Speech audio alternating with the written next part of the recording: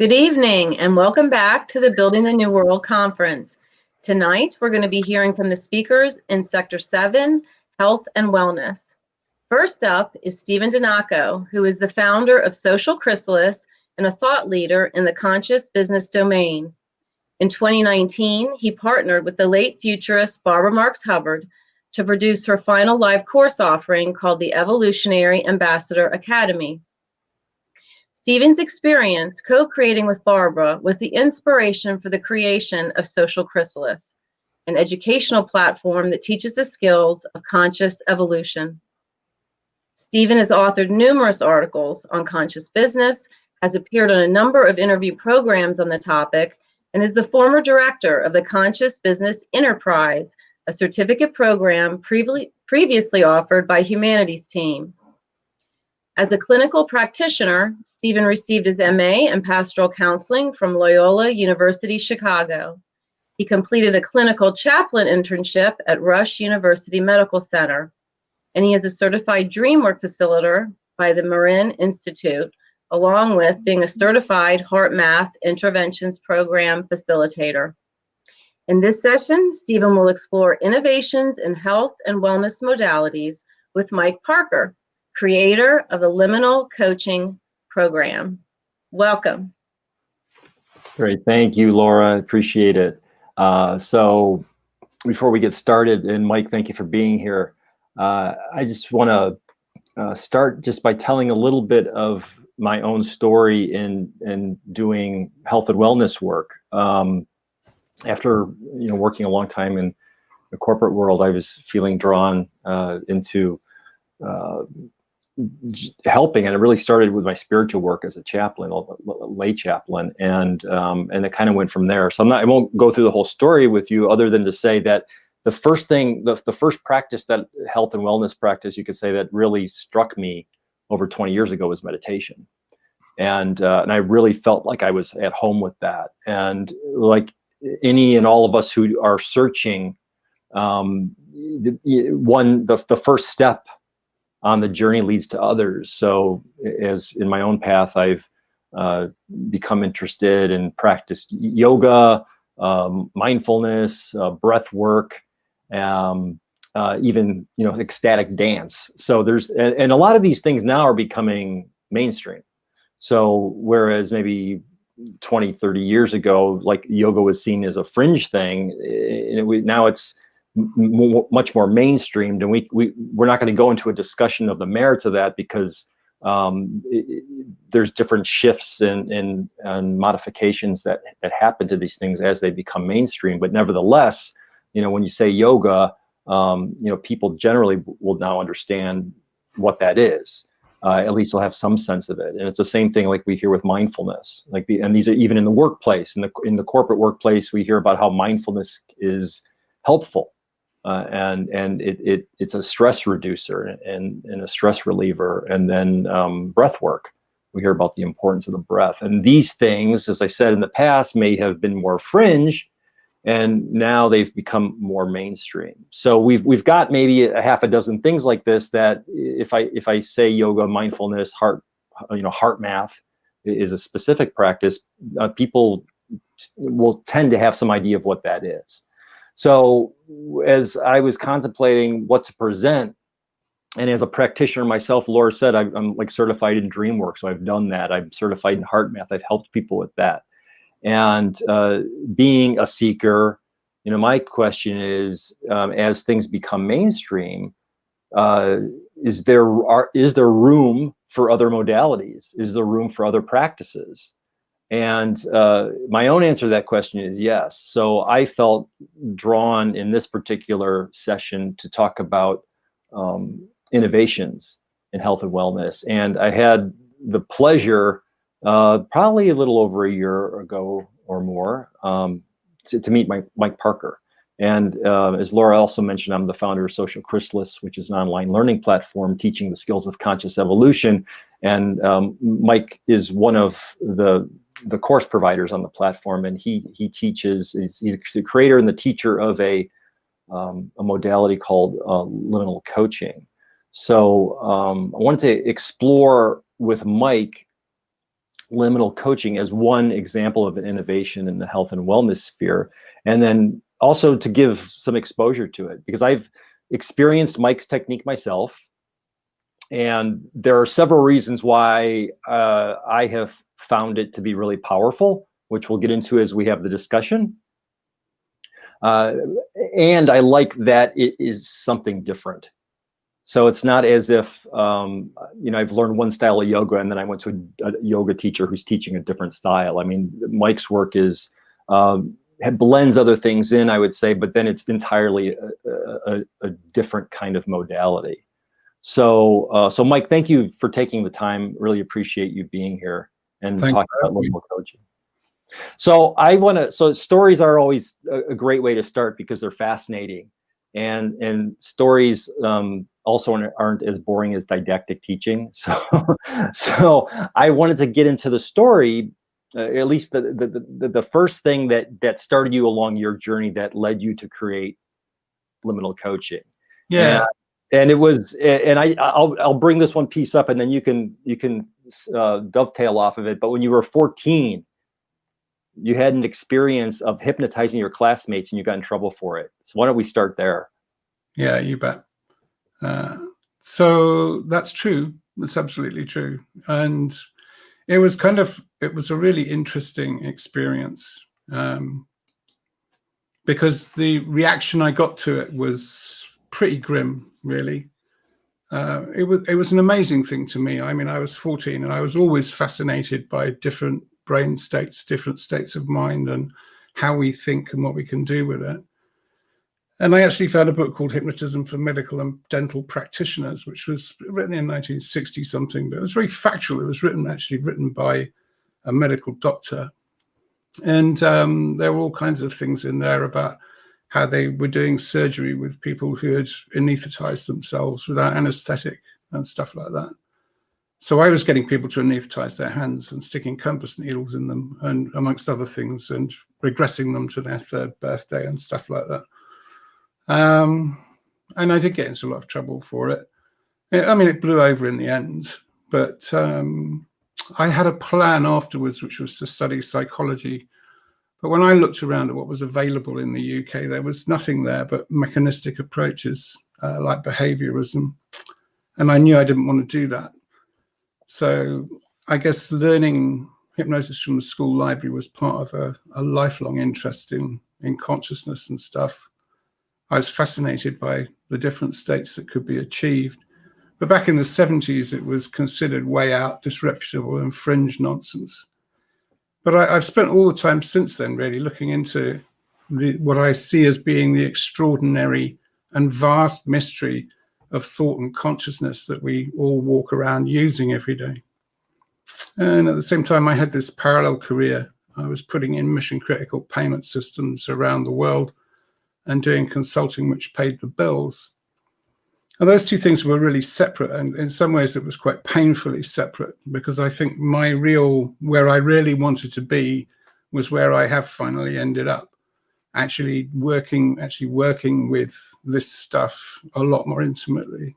But then about 7 years ago, my life underwent like a really significant disruption, and it required a complete reevaluation. So at that point, I guess 35 years of consulting, an MBA, and this lifelong exploration of consciousness and interest in different meditative and trance-based practices all came together in the creation of liminal coaching.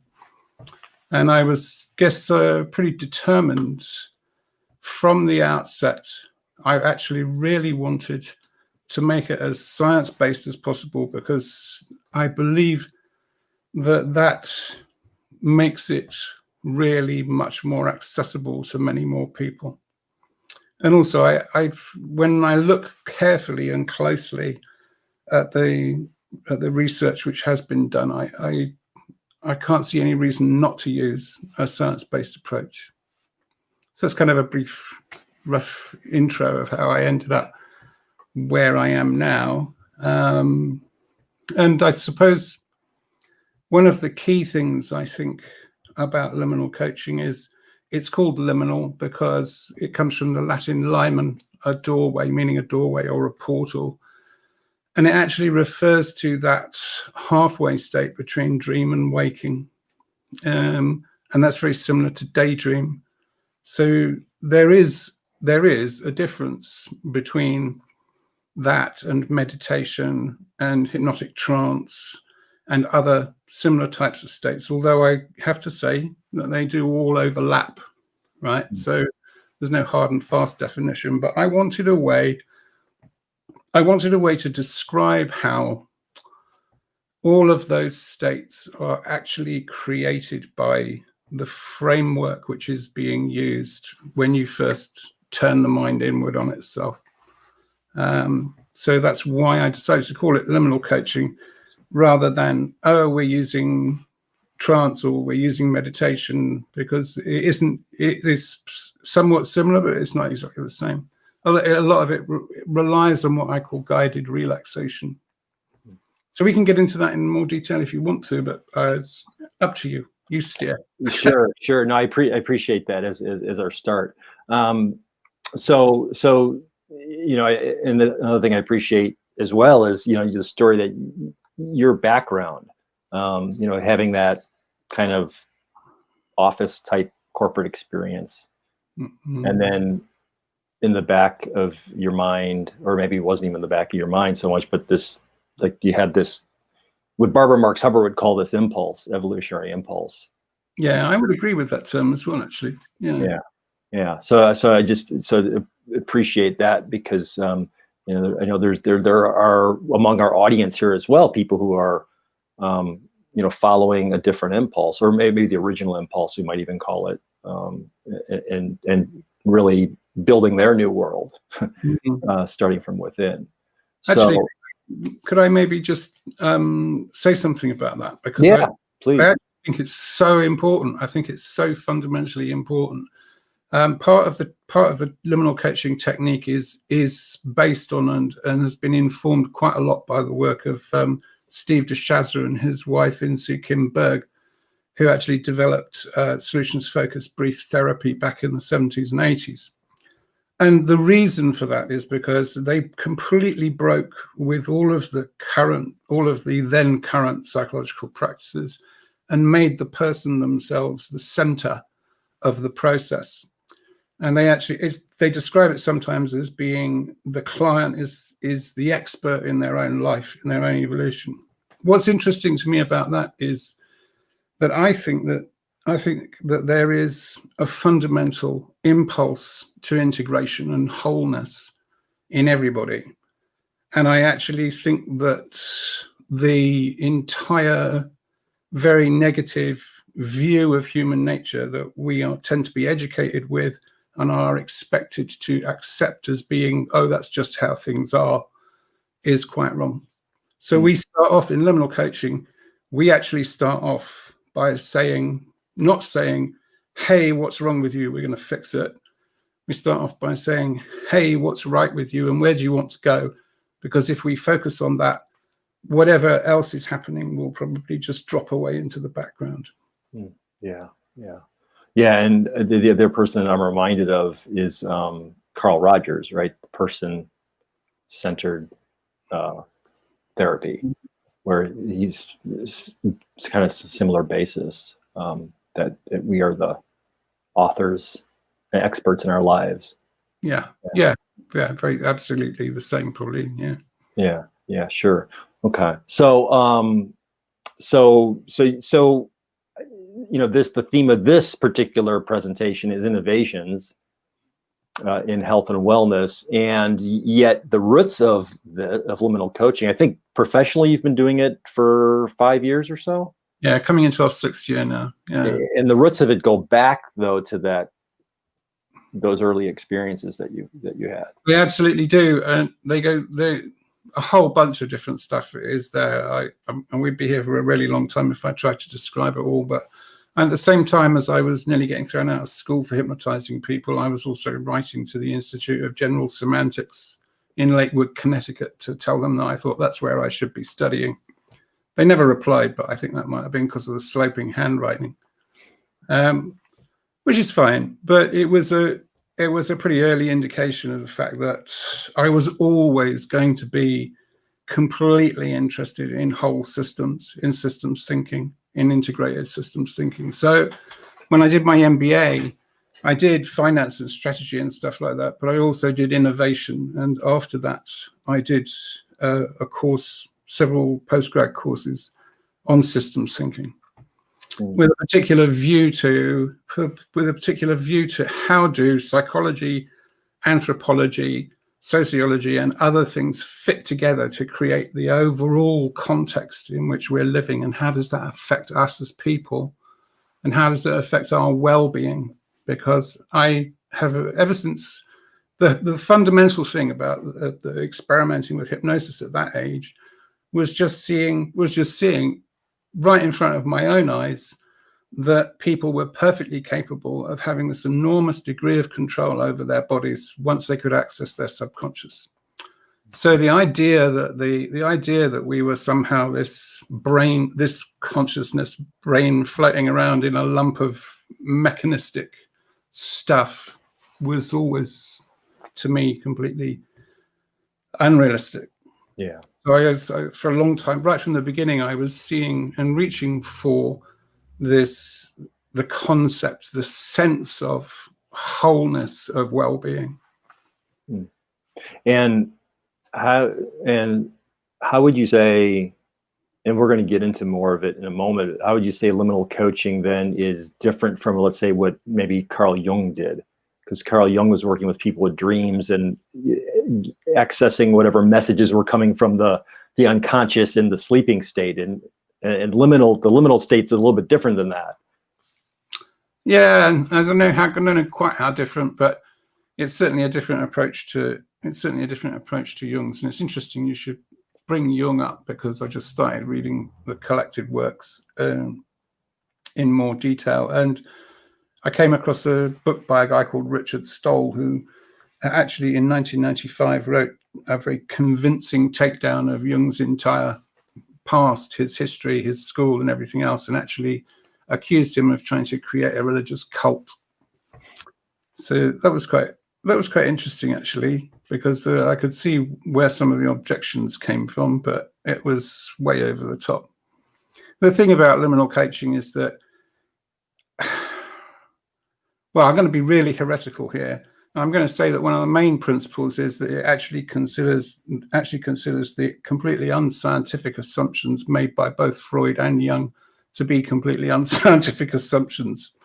And actually, when if you read the early stuff, it is full of assumptions about moral degeneracy and the degeneracy of particular races and the degeneracy of people who probably actually just came from really poor backgrounds and probably grew up under intolerable pressure and were half nuts by the time they were 18, right?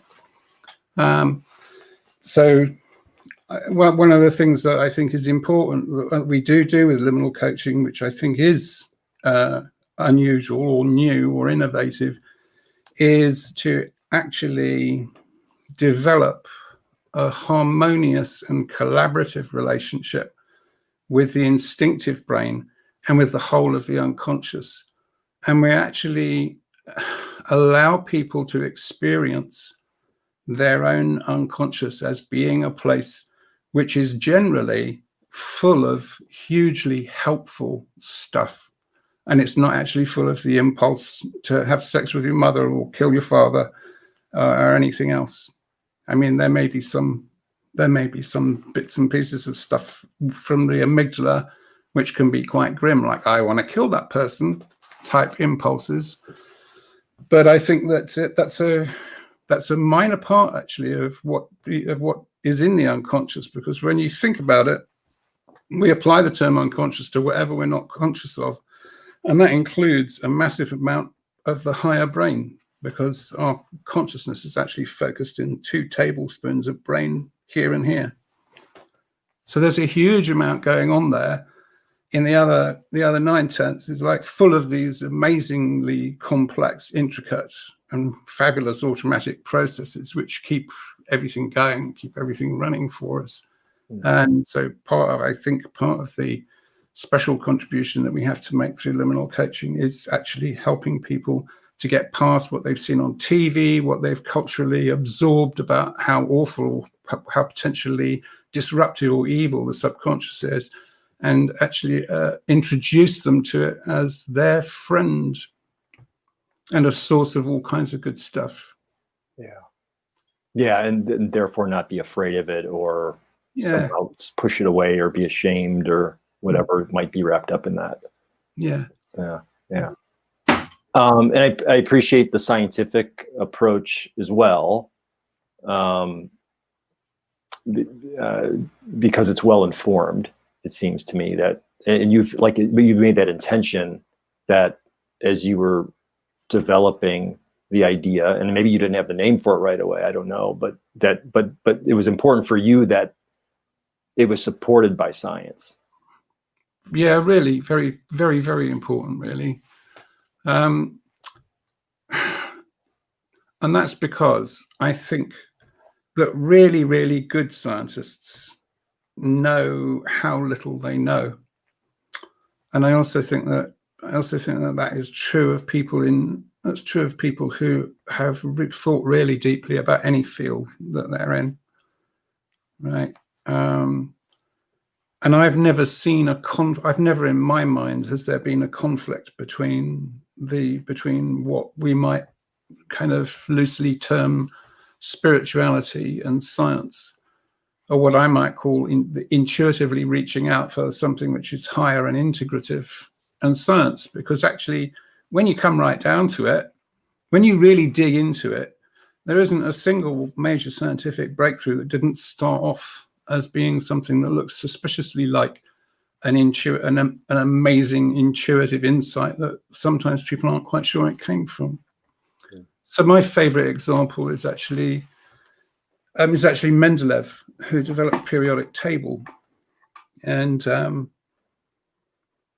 which is probably one of the biggest paradigm shifts in scientific history. You know, it was an incredible leap forward in understanding the nature of matter, of table of the elements, and so on. And he was working his way towards this idea, but it was enormously complex in the best kind of way. And his biography, his own words are finally I saw it 3 times in a dream and wrote it down, and only found later that 1 or 2 changes were necessary to make it right. Einstein's school report seems to spend most of his time in a daydream.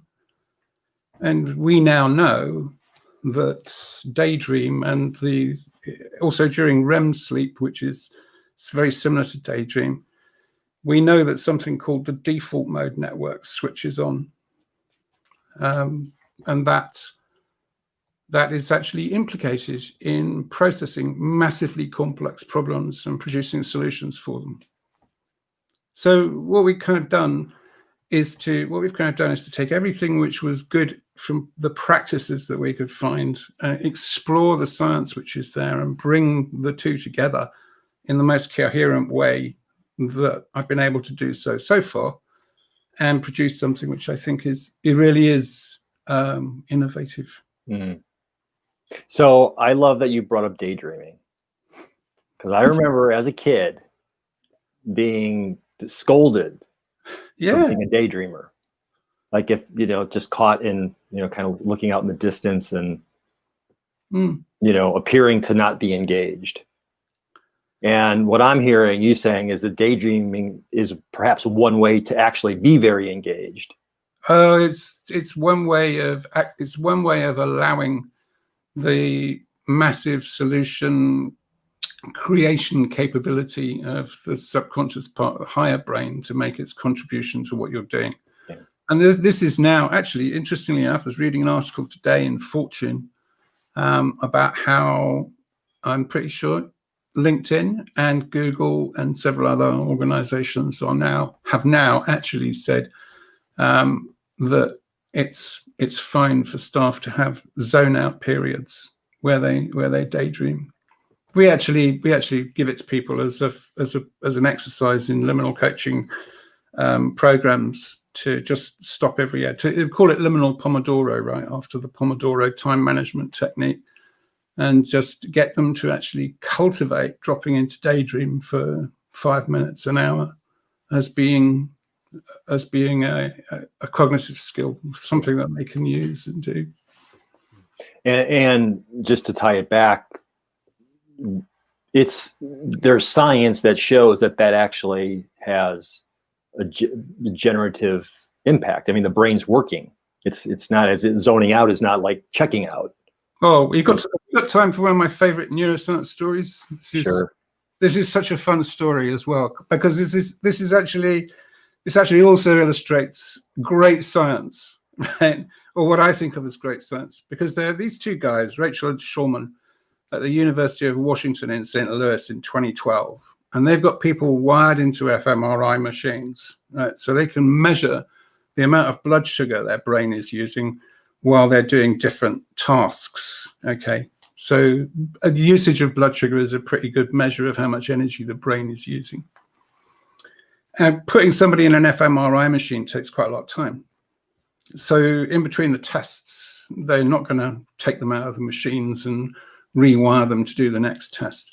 But they're getting them to do things like mental arithmetic and remembering bits of text and then reciting it and stuff like that. And in between, as I say, they're not doing anything. They're lying there without anything to do, and several of them actually start daydreaming. And one of the scientists looks around and goes, "What?" Because what he saw was that the amount of energy the brain was using when people were dropping into daydream was going up to anything up to 20 times as much as when they were doing task-focused thinking on mental arithmetic or memorizing text. So that actually, it was a huge kind of like disruption. They had to stop calling it the idle state of the brain, right? As you can imagine. So they started calling it the default mode. And they discovered, when they investigated it more deeply, that more parts of the brain were talking to each other more completely than in task-focused thinking. So there's a hell of a lot going on there. And since then, we're now pretty sure that this default mode, which is like daydream, REM sleep, probably maybe even some states of meditation, depending on what kind of meditation the person's doing and where they're at with it. But the things that we're pretty sure it is doing is it is processing emotionally charged memories. So if you've had a bad experience during the day, the DMN is switched on when you're actually discharging most of the emotion from that and turning it into what they call a narrative memory. So it goes onto your personal timeline and has a place in your personal history. This is incredibly important because, well, I'll give you an easy example. Like somebody really annoys you in the afternoon, you're still annoyed when you go to sleep. I'm sure it happens to all of us. It certainly happens to me, and more often probably than it should. I'm with you in that club, yeah. But during your sleep, during your REM sleep, you'll rerun the memory, either metaphorically as a dream or in the clear during this, when the DMN is switched on. Most of the emotion is drained out of it, and it's turned into a narrative memory, which goes onto your personal history. So when you wake up the next morning, you think to yourself, "Oh boy, why did I ever get so upset about that? Why did I let that get to me so much?" And then you just forget about it and move on, right? Mm. So what happens with trauma, PTSD, and phobia is that the memory doesn't get processed. And we're pretty sure that the reason that the memory doesn't get processed is because something bad happened to somebody in circumstances where they couldn't even try to do anything about it, right? And this actually brings us into a main theme around overall well-being, I think, because if you look at, sorry, did you say something? Oh no, okay, it must have been an artifact. No, Bessel van der Kolk's written, I think, probably one of the most interesting books on the subject of trauma, called "The Body Keeps the Score." And in that, he gives details of the ACE studies, which were adverse childhood experience studies done by Kaiser Permanente and several, I can't remember their names now, but several very significant psychologists, very well reputed, very well known, Harvard guys, I think. And they were looking at, because Kaiser Permanente keep all these medical records for years, right? And they asked 40,000 people if they'd be willing to take this survey. I think 14,000 of them said that they would, and they came from across every demographic. And out of those 14,000 people, more than 40% had 2 or more serious adverse childhood experiences. And that is like constant emotional abuse, physical abuse, sexual abuse, the whole thing. So that's 40%, right? Had that really quite serious level of abuse happen to them. And the reason why it's relevant to well-being, apart from the psychological part of it, is that for people who had 2 or more, scored 2 or more on that test, I think it was, their likelihood of suffering from depression, alcoholism, drug abuse, heart attack, cancer, and on and on and on went up by 10 times. So that's like an absolute epidemic if you think about that, the 40% sample rate. But what I realized when I was putting together liminal coaching and I was looking at that stuff from Bessel van der Kolk was that, well, if that's happened to 40% of us across all demographics, then I'm pretty sure that most of us are probably walking around with far less serious but still unresolved, unprocessed memories, unprocessed material that actually affect us all the time without us necessarily being aware of it. So what I call level 1 liminal coaching was all designed and set up to actually help to release all of that. And I know you were asking me if I would say when I thought might be a good time to play that short video, so that this might be a good time to do that, because I think the animation illustrates quite well what we try and do with the level 1 stuff. Okay, and just as a prelude to the video, I think you explain what the video is gonna demonstrate before it gets into the animation in the video, right? We don't need to say anything before we play it. I certainly hope so. Okay. I meant to when I recorded it. So okay.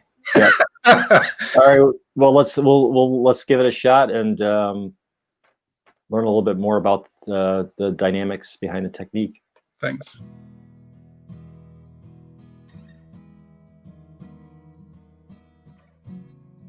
We explain here the thing we all share that has a big influence on our well-being, ability to perform, and our success. The shorthand we use for this thing is stress.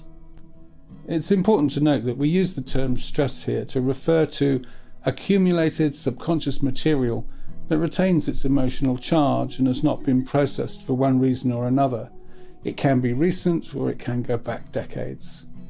These elements of accumulated stress can act like magnets, distorting the image we see of events and experiences on the screen of our mind. Resilience is the term we use to denote the amount of energy and resource available to help process stress. And you can see that this is not the whole story as far as resilience is concerned, because the more resilience you accumulate, the more you enhance positive capabilities such as vision, solution creation, working in a higher gear, greater clarity and opportunity identification, among others. Liminal coaching is designed to drain stress, increase resilience, and create a new status quo in the relationship between stress and resilience. The first 2 animation sections show the relationship between the stress and resilience reservoirs and how a situation of stress overflow can occur. Stress and resilience can be seen as 2 connected reservoirs. Causes of increased stress levels include negative rumination on the past, negative predictions of the future, and negative framing of events. causes of increased resilience that process and dissipate stress include exercise, daydream, and REM sleep. In this sequence, we see a situation where the flow into stress is greater than the flow into resilience. As a result, the level in stress goes up and up until it overflows. This is the point we normally become conscious there is a problem that we can't ignore. This can manifest as physical pains, anxiety, panic attacks, compulsive behavior, low mood, and a lot of other undesirable problems. Liminal coaching uses techniques that enhance our natural stress processing capability. In the next sequence, we see how a balanced backlog of accumulated stress can exist. This is probably the norm for most people. In this case, the flow into stress and into resilience vary, but over time balance out. We see here that stress is not overflowing and becoming an obvious problem, but the stress reservoir is always half full or more. Small amounts of extra stress added to this state of affairs can slowly push the level of accumulated stress up to the overflow point. The constant background of accumulated stress in this scenario affects performance at a subconscious level. This is the usual situation for many of us. We get by okay, but with a constant background hum interfering with where we really want to get to. Liminal coaching works to create a new state of balance, as shown in the next clip. Here we see a situation where there is accumulated stress, but the flow into resilience is greater than the flow into stress. As a result, any accumulated stress is drained out, and the level of resilience is then maintained as full. The flow into resilience matches the flow into stress once the accumulated stress is drained. As a result, there is little background of accumulated stress to affect performance at a subconscious level. Creating this state of balanced operation is what we call level 1 liminal coaching.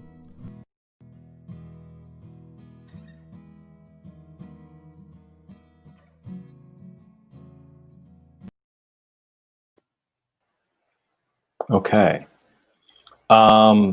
So you referred to Bessel van der Kolk's book, and I know one of the things he mentions in there is how embodiment practices are also immensely helpful, especially in cases where people have suffered traumatic, have PTSD and suffered really traumatic experiences. So tell me how liminal coaching is handling it from a different perspective. Well,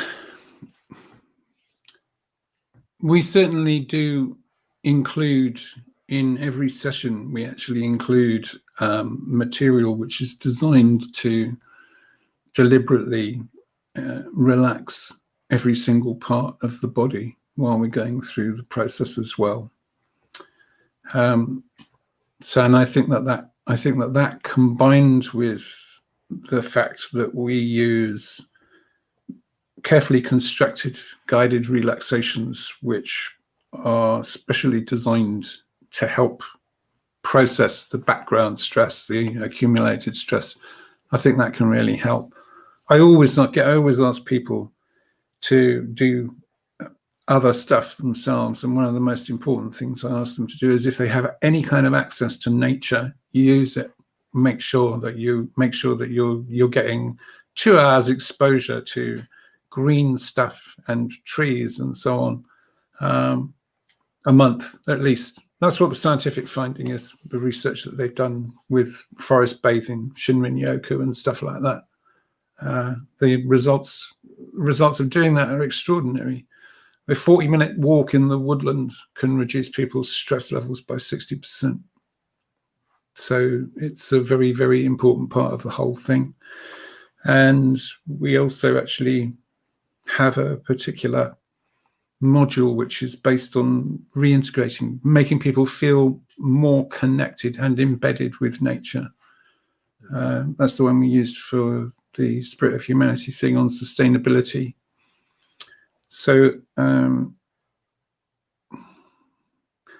I think that there's a real good place for people to do other stuff as well. So I'm working with somebody at the moment who has done some amazing work using myth and drumming in Akron, Ohio, with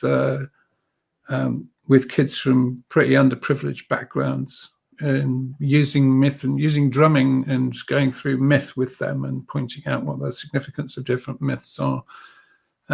He's managed to get fantastic results in terms of actually making people have a bigger and wider vision of what might be possible for them. And these are kids who come from backgrounds where they are probably expected to end up in prison by the time they're 17 or 18, right? Which I think is fantastic.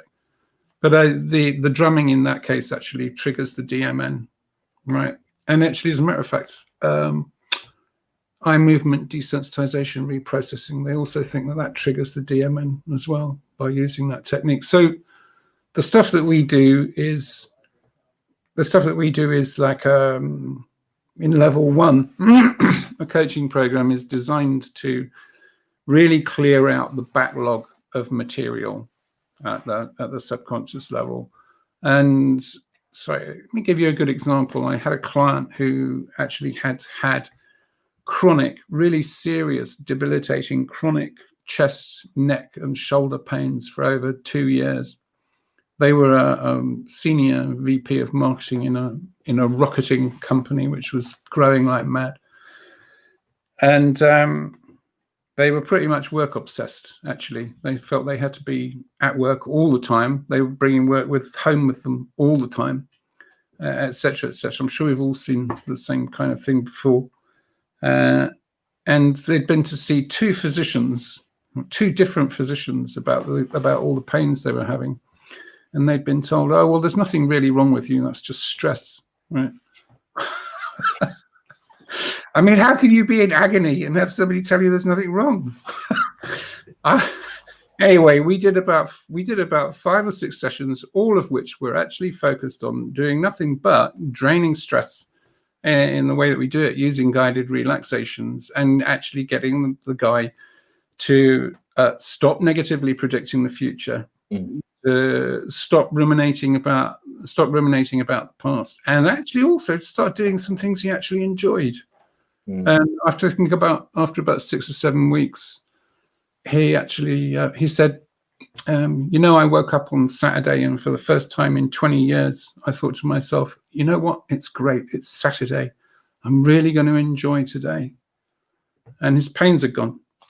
So I'm pretty convinced by that what we're doing can have a profound effect on that kind of mechanism.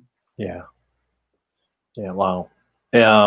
So tell us, like, how would I don't know if there's such thing as a typical session, but I've experienced your sessions. Yeah, there totally is, actually. There is totally a typical session. This is one of the things I really like about the fact that it's science-based, is that there is actually a protocol. There's a protocol for level 1 liminal coaching, which anyone can follow, and it will work for anyone, right? Anyone can do it. There's nothing especially spectacular about me personally. It's just that this stuff works, which is great. So a typical session is split into 2 halves, and the first half is very much based on solutions focused work.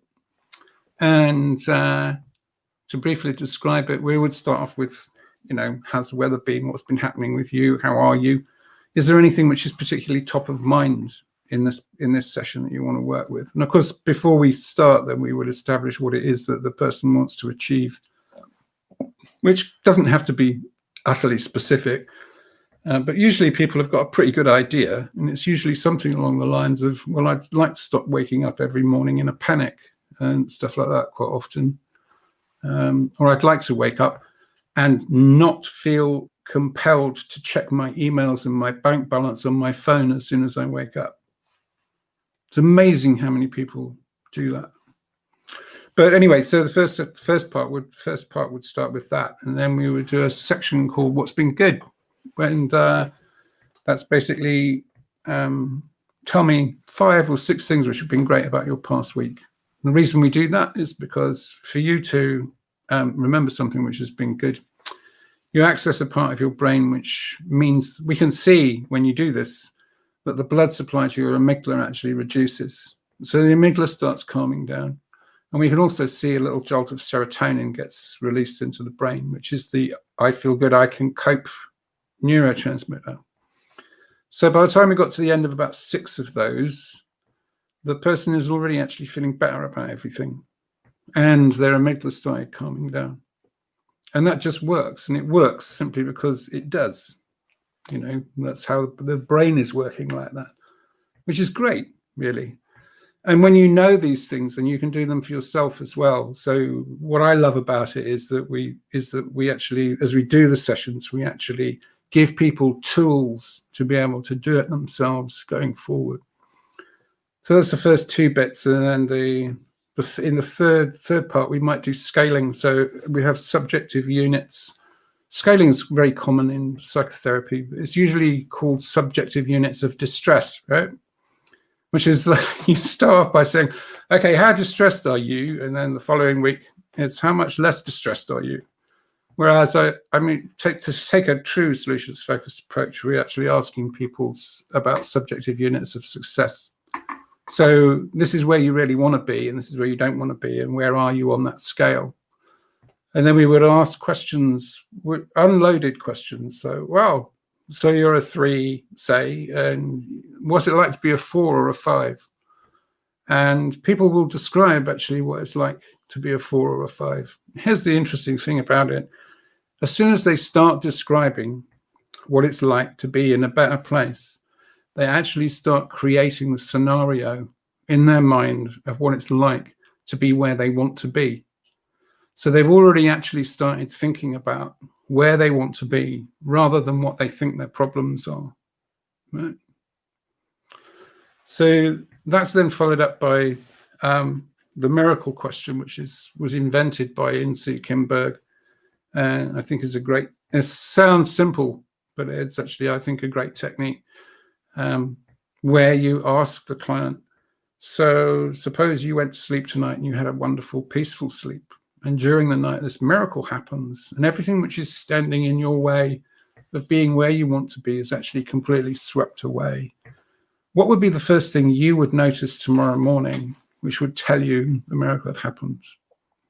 And people usually say, well, I wouldn't wake up feeling frightened. I wouldn't wake up feeling stressed. I wouldn't wake up and immediately look at my phone to see whether any orders had come in and whether I was going to go broke this afternoon, right? That's a pretty common one, especially at the moment, and understandably.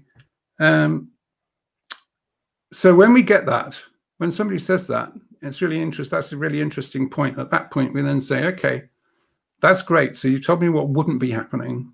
Now let's go back and assume that this has really been swept away and that it isn't happening. What happens instead? If that's not happening, then what is happening? And then the answers that you start getting are, well, I would feel lighter. I would feel like the day had real possibilities for me. I would feel pleased to be alive. I would feel hopeful. And as soon as they've started actually thinking about that, then you start building on that, helping them to build the scenario of what it feels like and what it's like to wake up being in the place they want to be. Right? So there's a part of the brain called the anterior cingulate, which actually, when you think about what you want to have happen and you visualize it and you visualize the time and the place that it's going to happen, the anterior cingulate actually registers this, and it spends the intervening time running around your brain, all the different parts of your brain and nervous system, pulling together all the resources it needs to help to make that happen, what you visualize, what you've thought about. So that's pretty much what we're doing with the miracle question, is to actually get people to work producing this scenario of where they want to be. Okay. And then at that point, we then do the guided relaxation, which is, of course, where it gets really interesting. Because guided relaxation, one of the things which happens with guided relaxation, which is actually different to meditation and it's different to directed trance, where people are actually encouraged to focus on one particular thing. What happens with guided relaxation is you see more activity in the right hemisphere of the brain, which has more and longer neurons which reach deeper into the emotional brain, right? So, and actually it's the part of the brain which is also responsible, I'm pretty sure it's also responsible for repatterning. So there's a part of the brain which actually says, you know what, this pattern isn't really working particularly well. So we're going to repattern, we're going to completely reframe it and repattern it. So when you've done all the priming in the first half of the session and you've used the miracle question and the other solutions focused approaches to prime the anterior cingulate, then during the guided relaxation, the subconscious can just get to work and actually start doing the reframing at the subconscious level and changing the patterns, the emotional patterns, as well as the intellectual patterns. So this isn't just about changing, telling somebody they need to think differently. This is actually during the guided relaxation, the emotional content can actually get really radically changed. And the results of that can be really, they can be really amazing for the person themselves. So we do one special kind of guided relaxation which focuses on trauma and phobia and stuff like that.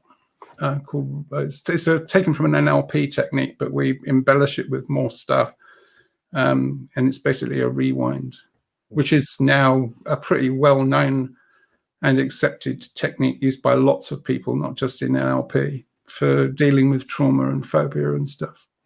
But we'd add some extra bits around the edge, and it's part of an overall process of draining out the accumulated stress and background of stuff. Yeah. The thing that that I like about that second half of that session, the guided relaxation, because it's not a guided meditation. You're not having to pay attention to focus. Like you can even fall asleep. Yeah, you can have a nap. Yeah. And it'll work just fine. People don't actually, quite often clients don't actually believe me when I say that. And then after about the third or fourth session, they say things like, I don't know what's happened, but I feel great. So. Yeah. And then your lead, to me, this is my interpretation, correct me if I'm wrong, that the first part of the session, when you're asking the magic question and so forth, to me, it feels like that's the daydreaming part, that there's a connection to that, maybe that daydreaming process that, in order for me to picture a better outcome, I'm sort of dreaming into it. Yeah, it's interesting that, isn't it? It's like it happens a number of times over on different levels. But I mean, the way that we actually drop into this state, this different brain state, is pretty amazing. On average, we probably do it something like, I don't know, 20 or 30 times a day at least, right? There's this thing called the orientation response, which actually triggers the DMN, and DMN is the default response again. Yeah, it triggers this brain state where we become more suggestible. More parts of our brain start talking to each other, and we're also in a place where we're ready to repattern stuff, right? And the reason that happens is when the orientation response is what the term given to what is technically known as the what the heck moment, and that's the polite version, right? So it's like you're going along, you're running patterns which are interpreting your reality all the time, right? That's how we do it. We do it by pattern recognition. And all of a sudden, something happens that it does not fit the script. Something happens which you're not expecting. And you go, what? Okay, at that point, the brain actually drops into a different mode of operation where it's looking for another pattern, a new pattern, which can make sense of the change, can make sense of a new experience. And at that point, it's actually more susceptible to being influenced by external ideas, which is why advertisers use it a lot. But also street hypnotists, you've probably seen them. They'll do something distracting like flicking a coin off to the side and then immediately start making suggestions to somebody, because they've actually triggered the orientation response. And if they make the suggestions quickly enough, then those are the messages which the subconscious takes in, and they can get them into sometimes quite deep levels of trance. So yeah, all that is happening. That's happening an awful lot of the time. So it's like, but when we do a guided relaxation with liminal coaching, it's much deeper, and it's much more focused and much more carefully. Well, I mean, the framework is much more precisely designed to help produce the kinds of results the client wants. Yeah. So we've got a whole bunch of different things which are actually based on different brain science. So we've got stuff which actually helps people to let go of old beliefs, for example, which can be a really, really significant and important part of the process of somebody moving in the direction that they want to move in. And then there's another one which is fundamentally about allowing people to dissolve blocks to their own sense of well-being and abundance, where abundance is framed as being something which is about complete well-being. So if there's any improvement in the financial situation or wherever, it's a byproduct of the overall abundance, not the sole purpose of it. And there's another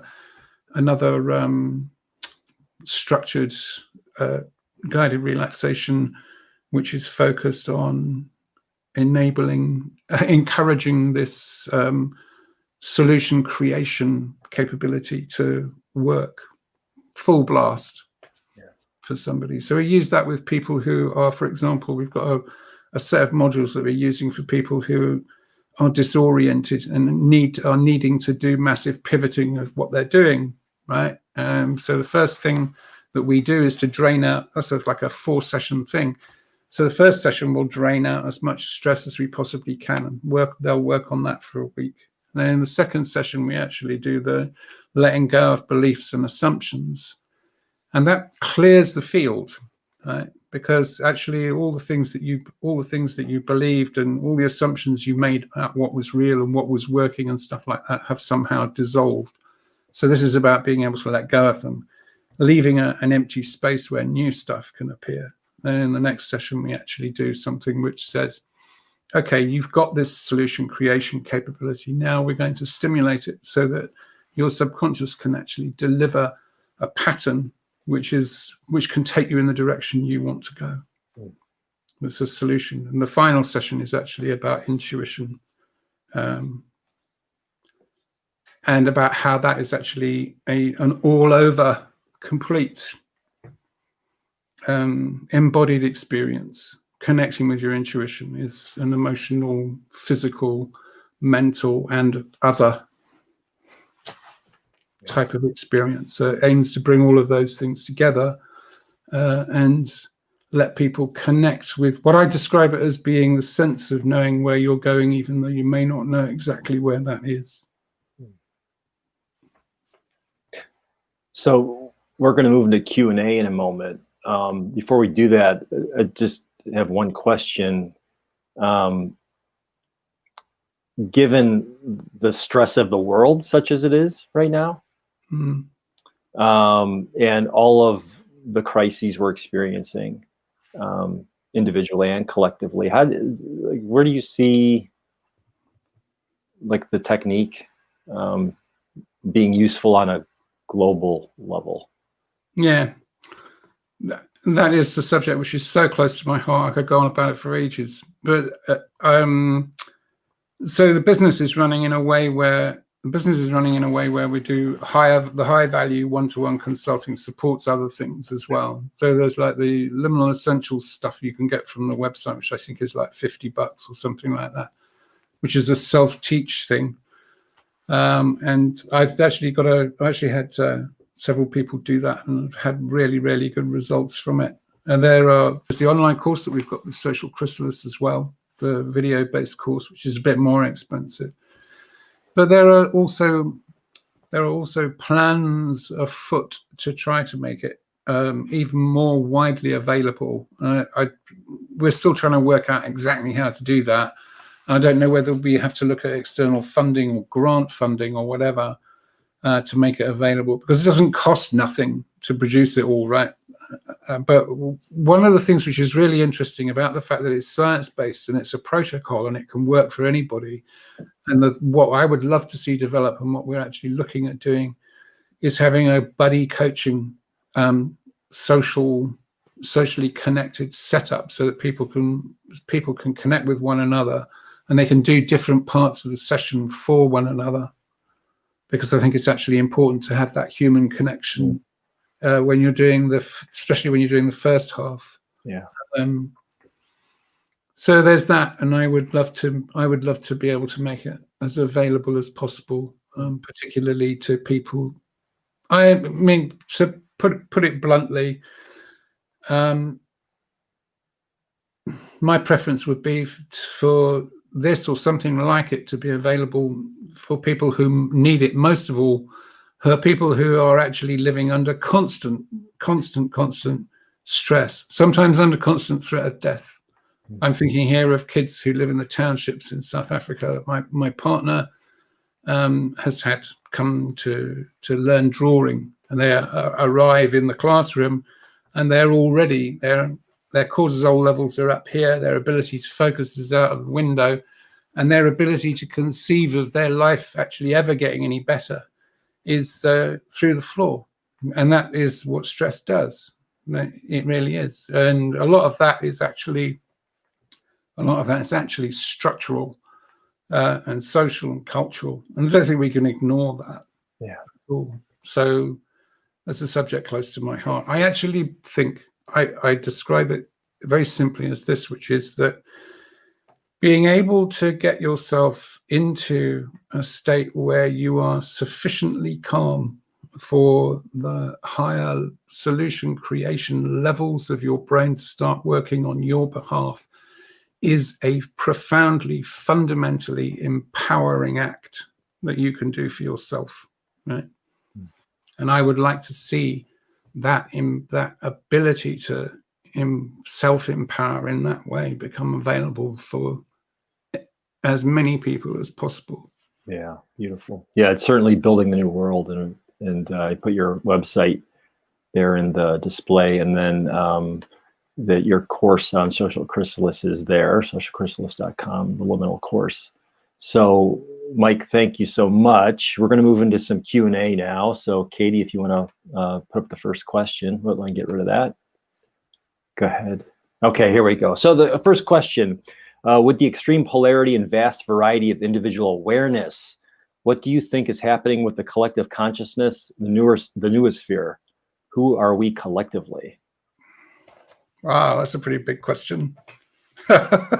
Oh, you've taken it away, and it had a whole bunch of different elements. Thanks. I need to read that again. Extreme polarity, yes. Okay, vast variety of individuals. What's happening with collective consciousness? I don't quite know what the noosphere refers to. But the thinking, the way it was defined is the thinking layer of the earth. Ah, okay. Global mind, isn't it? Who are we collectively? Well, I definitely think, as far as the polarity stuff goes, and I don't know whether you're talking about the polarization that I see. I assume that may be what's intended. I think that we're seeing a kind of lamentable upwelling of really bad stuff. I'm not really sure that anyone would disagree with me on that. Where is it coming from? I'm inclined to feel that it's actually a huge backlog of stuff that we have not collectively dealt with, right? So for example, and this may be controversial, but I don't think that you can. I don't think that you can invade somebody else's country, oppress them, suppress them, take away all their land, and turn them into, in your mind, turn them into somebody who are subhuman, without that having a disastrous effect on you, on them, and on the noosphere. So one of the most interesting things I've read recently is actually by this guy called Tyson Yunker Porter. It's called Sand Talk, about how indigenous thinking can help save the world. And I think that actually has a really good sense of some of this stuff. Ultimately, the answer to who are we collectively, I'm going to be what may appear to be wildly optimistic about it. And I'm going to say that I'm with Rutger Bregman here in his reassessment of human nature as being fundamentally decent. And that's actually borne out by the latest work in neuroscience and the scientific field. We're built to collaborate. We're even built to be altruistic, and we thrive when we're like that, and we're happy when we're like that. So I think that ultimately the answer to who are we collectively is going somewhere which is better, trying to actually realize and emerge and manifest the better part of us. And I think that is something that we are collectively trying to do, no matter how dark it may look at the moment. Yeah, beautiful. Yeah, thank you for that answer. It's certainly in alignment with what our intention here is for this conference. Next question, in your opinion, does consciousness reside outside of the brain? Well, I don't know about reside. I'm not sure that my consciousness resides anywhere in particular. But, so I'm not quite sure. If I take the sense of the question in the way I think it's meant, then my personal, I don't have any scientific proof for this at all, but my own personal answer is absolutely. I don't think there's anything which isn't conscious, and I think that consciousness is probably I actually don't think it's maybe not that unscientific, because I think there's a few physicists now out there talking about how everything is probably actually a manifestation of consciousness. And it's not exactly a new idea in esoteric thinking. So my immediate answer would just be yeah. Okay. And then our next question, are there benefits to talking to yourself while processing? I'm not quite sure what's meant by processing. There is actually a do-it-yourself EMDR technique, which I think actually involves you in talking through a traumatic experience while you're actually being distracted by watching something moving on a screen. So you're constantly moving your eyes, and that has the effect of decoupling the emotional content from the original memory, and it gives the DMN a chance to process it. Well, it gives the hippocampus a chance to process it, put it on the timeline. So maybe yes, depending on what's meant by processing. Yeah. Okay. Next question, conscious and subconscious states can be elevated in any quote unquote stage of development. That is, Pentecostals achieve in a static state. Does your approach also help people achieve higher stages / worldview? Yes, it does, without a doubt. And actually that goes back to what I mean by the emergence of our better selves. Because what I find is that I don't actually need to do anything particularly deliberately to make those higher states occur. What happens is that when you remove all the stuff which is standing in the way, then they simply start emerging, and people take their own direction and they have their own sense of where they need to go. But maybe that's not a complete answer, because there is a level 2 to liminal coaching, which can take you into a whole bunch of very different spaces, which would be entirely dependent on you yourself individually. Next question, can you explain please what happens when a person becomes fixated on something and what one can do to release that emotion? So I'm not quite sure what we mean by fixated, but I'm going to assume, and please correct me if I'm wrong, Darcy, but I'm going to assume that you mean, because you've mentioned about the emotion that you're referring to being caught up in a constant repetitive feeling, whether it may be anxiety, it may be anger or something else, but one or other type of affect like that. There are a bunch of different things that you can do. Liminal coaching really does help with that, because it enables you to get to a place where you can actually release and let go of emotions, because you can dissociate from them long enough to be able to do that. There's lots of other techniques that you can use for doing that as well. Difficult question to answer really quickly. And then the next question, in a healthy adult, do you think it is easier for the mind to manifest negative or positive outcomes? I think the answer to that is partly the which wolf you feed answer, isn't it? But I think it's actually easier for the mind to manifest positive outcomes, because it actually wants to do that more, actually. Yeah, and just generativity, right? I mean, so this is an Erik Erikson thing where he, the stages of life is that one of the later stages is that we, as healthy people, want to be generative. Yeah. We're not generative, we're stagnating. Yeah. Who doesn't actually really want to make? I haven't ever in my entire life come across anybody who didn't actually want to do stuff and make a contribution. Yeah. Never. Especially people who happen to be out of work. I don't think I've ever really come across anyone that I would describe as being a lazy skiver. They might be totally demotivated and depressed. Yeah, but and they want to contribute, or they would.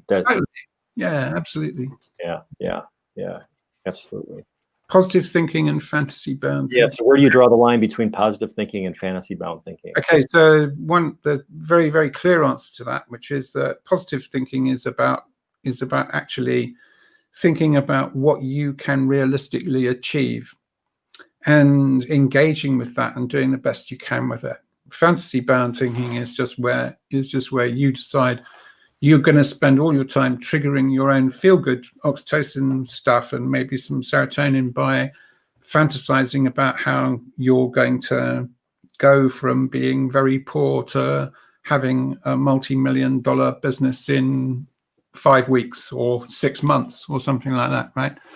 And people who are doing that kind of fantasizing are people who get sucked into these dreadful scams sometimes, Yeah. But I would also say, if I may, just quickly, that I think that it's easy for there to be too much emphasis on positive thinking. I know that I'm talking about things from a fundamentally positive point of view, but I also think that there can be a real danger with some positive psychology of actually dismissing what people's genuine lived experience is. So let's not talk to somebody who is actually suffering repeated brutalization or lives in insufferable poverty and pain, that all they need to do is think positively. Yeah. It certainly speaks to what you said earlier about, in order for it to become on the narrative timeline. Yeah. Right. Is what it feels to me too. Whereas the excessive positivity is hijacking that. Yeah. And anyway, you don't. Actually, as a matter of fact, the proper use of fear is one of our fundamental superpowers. So the amygdala, which is the fight-flight center of the brain, the fear center, and so on, it's not there for no reason. It's there for a really good reason. And here's another really interesting thing about the amygdala, which is that it's also responsible for awe, right? It's also responsible for that feeling of awe you get when you look at the stars. And when that happens, something totally different happens. Your brain opens up. Guess what? You drop into DMN. And your solutions creation capability kicks in, and you start going, wow, hey, yeah, that would be possible, and that would be possible. So that's primitive. That's a primitive layer of the brain as well. Yeah, thank you for pointing that out, because I think so many of us, we hear about the amygdala triggering it being a bad thing. And yeah, there's a great YouTube video which is really worth looking at by a neuroscientist, London neuroscientist.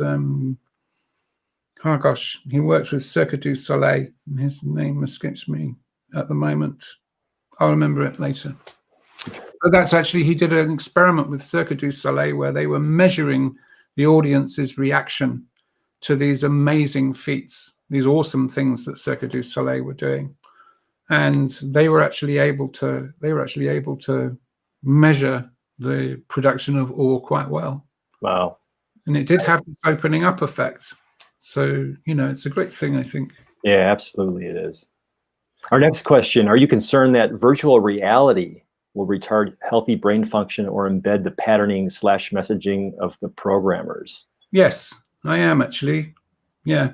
One of my favorite little videos is of the guy with the goggles on, who's actually going on about, and now I want to introduce you to the most amazing experience ever. You can touch it, you can smell it, you can see it, and it has more dimensions than you could ever dream of. And the camera swings around, and there's just the goggles don't have any glass in or anything. And it says it's called actual reality. Mm. Mm.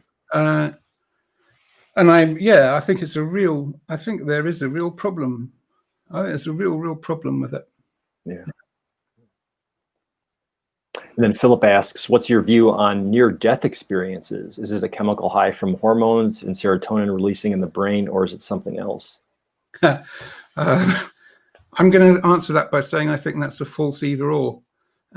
And what I mean by that is that when we get high hormones and serotonin releasing in the brain, is that causative, or is it partially causative and partially a vehicle through which something else is being expressed, right? There's a guy called Rupert Sheldrake who's written some really interesting books on the fringe of so-called fringe of science, but he asks really good questions. And one of the questions that he asks is, just because you can actually look at the mechanisms of the brain and you can see hormones and you can see the chemicals being released and stuff like that, that doesn't actually tell you anything about the content of what's going on, any more than being able to know how the inside of your TV works actually tells you what's being transmitted or what's being broadcast. So my answer would be that because I don't believe that there's any discontinuity whatsoever between consciousness and physical existence, I would say that the hormones and serotonin and so on may be part of an expression of an overall state of happening. So I would see it as being the other way round. So consciousness causes the physical response. I may not have explained that very well because it's a bit difficult. Yeah, got it. There weren't questions, so they didn't post it, but a couple of things I'm seeing in the feed that I just want to bring up is, I'll put it in here. Susan says, always amazing to me how science is now catching up to age-old indigenous practices such as the use of drumming, spiritual ceremony, connection with nature, and other methods of healing. So thanks for that comment. I think it's interesting that I often think about that because I think I actually think that there's an enormous reciprocity between the two. So I really like the Dalai Lama, for example, because he's a pretty good neuroscientist, and actually has just said, well, you know what, we really need to adjust our esoteric theories to fit with what we find out that we can really see is happening in science, because it actually takes us to new and interesting places. But then again, let's not forget that Niels Bohr spent at least 6 months talking to the previous Dalai Lama about the existence of the seed atom before he actually came out with quantum theory. So I actually think that there's always been a big interaction between real science in this intuitive perception. And I think that the dichotomy which seems to exist in some people's minds between that and between intuitive knowledge and science is quite incorrect. I just think that they are two reciprocal things, Both really important, because let's not forget, science did actually give us the opportunity to move away from really oppressive religious things like the Inquisition and stuff like that. You know, Galileo had his legs smashed with hammers for refusing to say that the sun went around the earth.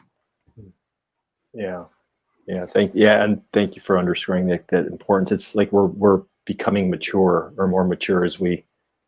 I think so, but I actually think that zone where what we loosely describe, and I don't really like the word that much, but what we loosely describe as spirituality and what we call science is the most interesting and vital area of research and thinking there is right now. We have another question that came in. Do you have any advice for collective visioning, as we do in our intentional community, the Valley of Light? I do. I have some fantastic advice. Do a metaphor workshop before you start your collective visioning. We've done this. We've actually done it with several groups now. And what you do is you actually get people to you decide, you know, where your journey is going, right? In your group, you know where your group knows overall where it wants to go. So what we get people to do is to actually spend time in a workshop together, describing in metaphor the journey that they want to make, right? So somebody might say, well, I see a river of difficulty here, which actually is these things happening, or blah, blah, blah, etc. And somebody else comes up with a different metaphor for it. And then what you can do is you take all the metaphors and you string them together into one story, into one narrative, and you use that as the theme for the collective visualization. So we've actually done that and written a 25-minute guided relaxation, which combines metaphors from over 12 people. And we did it online as well, so that's great. Yeah, nice. Yeah, awesome. Beautiful. I just want to bring up another comment here from Kim, just saying thanks for connecting the science to the practices for draining / neutralizing stress. No, you're welcome. It's a really big part. It's one of the things which I never fail to get immense satisfaction from, just seeing people be able to let go of stuff. Thank you, Mike, so much. I'm going to bring Laura George in here for a few moments. Hey guys, that was great. And that last question about collective visioning was mine, actually, because we have started an intentional community here, and we've been looking for good exercises to do together to, obviously fuse our visions with manifesting the visions and staying in a realm of this really co-creative collaboration. So I was wondering if you'd expand upon that a little bit more, Mike, because we actually do an annual meeting in January, and we like to pick some good exercises to do.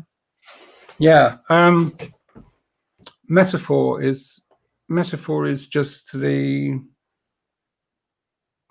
how we work. There's now real good evidence which shows that actually most of our conscious processing is actually a function of metaphor, that even at the most basic neurological level. So it is absolutely the language of the unconscious as well. But we actually, you know what, we don't get through more than, I can't remember what it is. I think it's something like 6 metaphors every 56 words or something like that. And I actually done a study and measured it. So metaphor is this immensely powerful tool. So I think if you can create a situation where you're actually encouraging people to think about the journey that they want to take in metaphorical terms, and you can harvest the metaphors and tie them together into a narrative. So this is where we want to go. This is where we're starting off from. Then you can have it's a very powerful exercise. And it's a powerful exercise because one of the things that people discover as they do this is all kinds of interconnections that they would never have dreamt of before. They would never have thought of before. But by actually doing the exercise of creating metaphors to describe what they want to do, it opens up a completely new dimension of interconnection between them. And they discover quite often that where they thought they had big differences with somebody, they're actually talking about exactly the same thing, but in a different way. Mm-hmm. So all of that as well. Just trying to think that. So what we did was to take.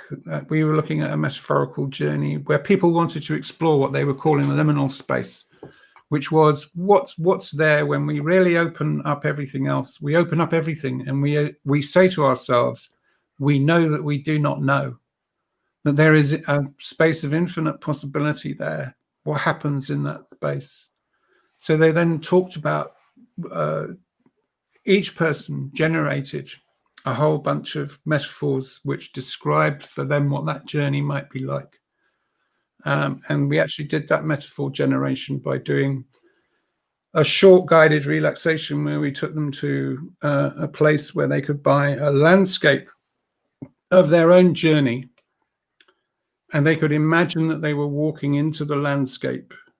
So they have a landscape painting, which is actually symbolic of their own journey. Walk into the landscape, and what do you see? What happens there? What do you see? And get everyone to bring that back. Bring back the ideas, the thoughts, metaphors that they get there, harvest those, and look at how they can be, look at how they all fit together and create a continuity. Because the amazing thing is that they absolutely do. So this group of 12 people that we were working with, I think it was 12, it might have been more. This group of 12 people that we were working with were like just completely excited they'd never actually, a lot of them had never met before. They were completely excited to discover how fundamentally similar a lot of the metaphors were in their underlying intention and stuff like that. Does that any help? Yeah, no, that's actually very powerful. I was also curious if you're familiar with the work of Patricia Albert, who does the Evolutionary Collective, and we published one of her books called Evolutionary Relationships, and it's about that we space. It's about awakening in groups, not just going into a cave as a monk and attempting that kind of self-actualization alone, but the more challenging goal of mutual awakening. So that's a hot topic for us since we're in community. And yeah, that can be, I think that can be really very powerful.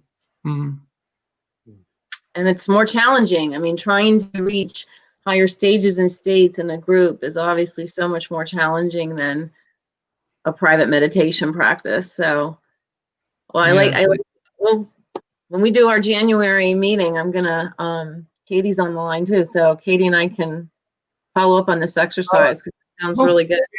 Feel free to email me because I'm very happy to. I'm very happy to chat as well. If anyone wants to hook up, that's absolutely fine by me. Yeah, beautiful. Be great. Well, thank you, Mike, so much. Let me just put your website up here real quick again, liminalcoaching.co.uk. Thanks so much for your time, for telling us about liminal coaching, how you came to it, how it's evolving, and how it's going to help us all build the new world. We're just really... Yeah, that's definitely the intention.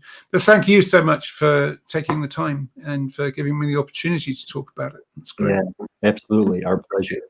So thank you, everyone, for attending. You can join us back here at 7 Eastern, where we'll have Rabbi Gabriel Cousins, MD, giving our second presentation in the health and wellness sector. So we'll see you all in a little bit.